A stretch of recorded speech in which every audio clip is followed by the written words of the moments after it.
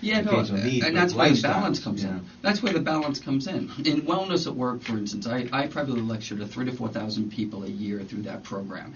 And, we do a survey form at the end because I write a lot. I write for the newspapers, and I'm obviously writing new programs every year.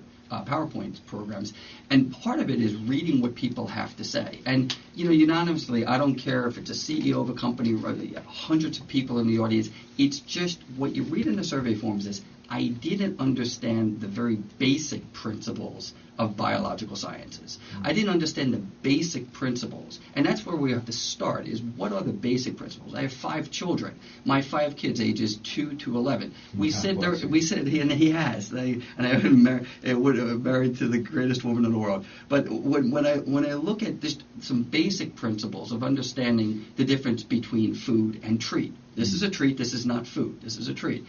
And I think that we have to go back to that design. Many of us have to, and somebody who's a health educator, when I educate, I'm educated on what is the physical design, the nutritional design, the psychological design, the stress management design. Stress is a very good thing. We're designed to process stress, but we're not designed to harbor in so much stress that what it creates are symptoms and problems and diseases. And when you look at even the cardiology research as to a primary factor in heart disease is stress. Well, there's so much more to talk about. We have, I know James has promised to give us some Eating by Design tips, and we're going to talk about Proodian Press and some of the things he's written. So stay tuned. We have a lot more to cover here on Tandem Radio Live. This is Glenn DeLake, and your host here each Saturday from 11 a.m. Eastern Standard Time till noon. Again, welcoming not only our listeners on the Bridge FM and all 6 of their channels, but also on the internet. We get many calls from around the country, and we appreciate those and love your emails. Don't hesitate to send your questions to info@tandemradio.com. We'll do our best to answer those questions on the air, or sometimes even gear a show towards it. I know many times I meet people when I'm out networking, and they say, when are you going to do a show on this and show on that? Well, I'll tell you this much, it's coming. So stay tuned. We got a lot more here for you. Well, welcome back to Tandem Radio Live. The good news on business. We talk each week about God's Word and how it fits into your business and how it helps you in your daily walk, not only in your personal life, but in your business life as well. Next week, just a heads up, we got a great show coming next week. We're going to be talking about the farm and horse industry here in New Jersey. We have some actual guys that actually are out there doing it every day to talk to you about that industry, and it's going to be an exciting time. I'm looking forward to that. But today we have Dr. James Proodian, who's the owner of Natural Healthcare Center. And what a facility it is. It's an amazing facility. If you haven't seen it, you can catch a link to his website on tandemradio.com and check out more about what he does and how he does it.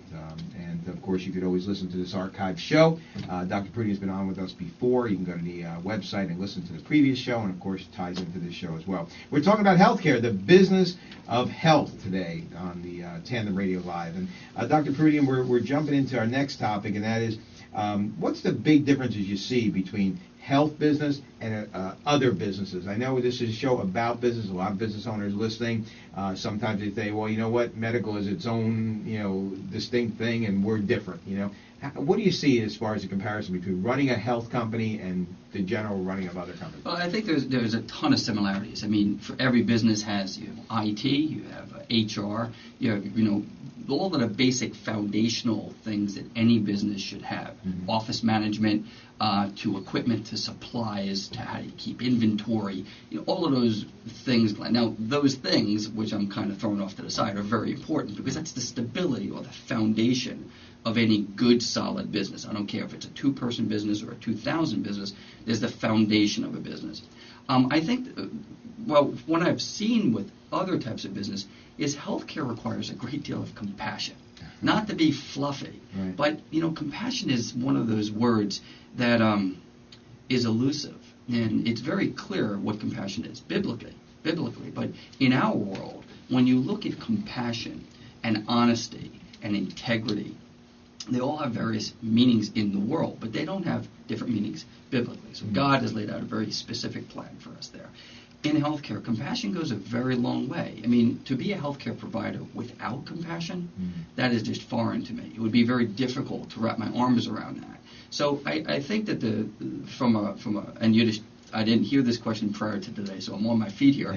But that's the one that right out of my belly tells I'm coming with, is that is, and I think a lot of business owners have great compassion for the people they're dealing with for whatever service that they're selling. A gallery guy who's a hairdressing salon, I have a great deal of compassion for the people. In this, where you're dealing with very intimate information, somebody sitting there literally in tears about what's happening in their life. Compassion, I think, is an important component that no healthcare provider should be without. And it's a great point, compassion. Do you think the healthcare industry is losing that with all the technology and all the things? I mean, I'll give you an example. I was talking to a doc, and he said there's a new software program out that actually prompts the doc what question to ask, and when he checks those questions off, it actually goes to the billing that he could bill more because he got these questions. But do you see this systemization as healthcare? Obviously, we won't get into the government trying to get us into socialism. That's another story. But do you see that compassion waning? I think if you talk to any doctor out there, I had this conversation with a cardiologist friend a couple of weeks ago, and it comes down to one word, which is regulation. The more regulation that's being placed upon doctors, that requires more of that type of work. Right. I have to say that maybe compassion, your heart, maybe that does get a little bit affected. But the doctors that I know have a great deal of compassion. They love their patients. They want to care for their patients. That's why they go to school so long. And then you come over here and you have to be a business owner. And I think there really is. It's a very good question, because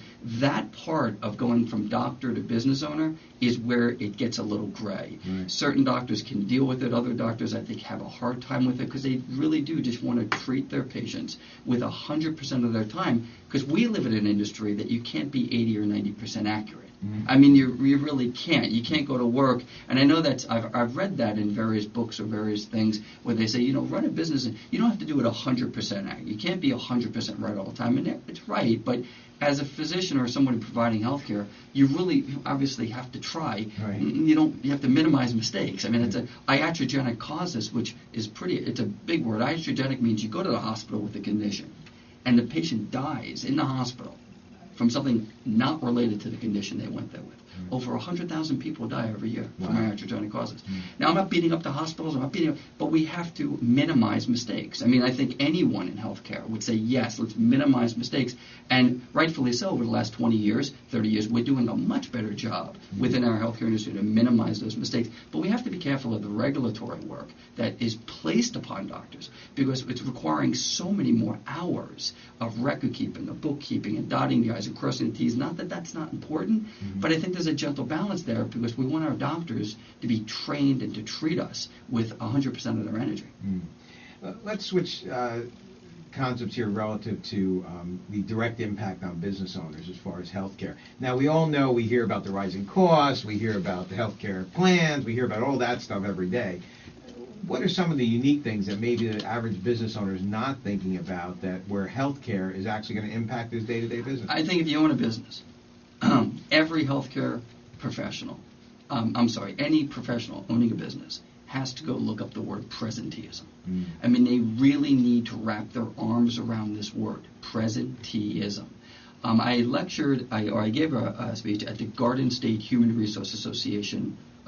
For a few years I've spoken there. They have this big annual 500 HR people from around all over the country, all over the state, meet at a hotel for a 3-day seminar just for HR professionals. And I did an hour and a half on this. And I think it's an underbelly. It's something that a lot of business owners may notice. They might see it, which is you have an employee who's physically present, but physically not doing their work effectively, maybe because of a type 2 diabetic situation, maybe because of medication interfering with their work. And that's called presenteeism. And it's boatloads of information written about this from HR professionals. So as a business owner, if I had to pass on maybe a little tidbit today, learn about that. Because I think as business owners, we need to be aware of that in our HR department and help our employees. I give a lot of credit to some of the CEOs that I deal with, that they're building wellness plans in their organizations, not just handing out leaflets and flyers. How many people actually read that stuff? You get an email, top 10 things to do. How many people actually incorporate that in their lives? I'm an action-oriented person. I'm going to sit knee to knee or with a group of people, and let's actually learn this stuff and implement it.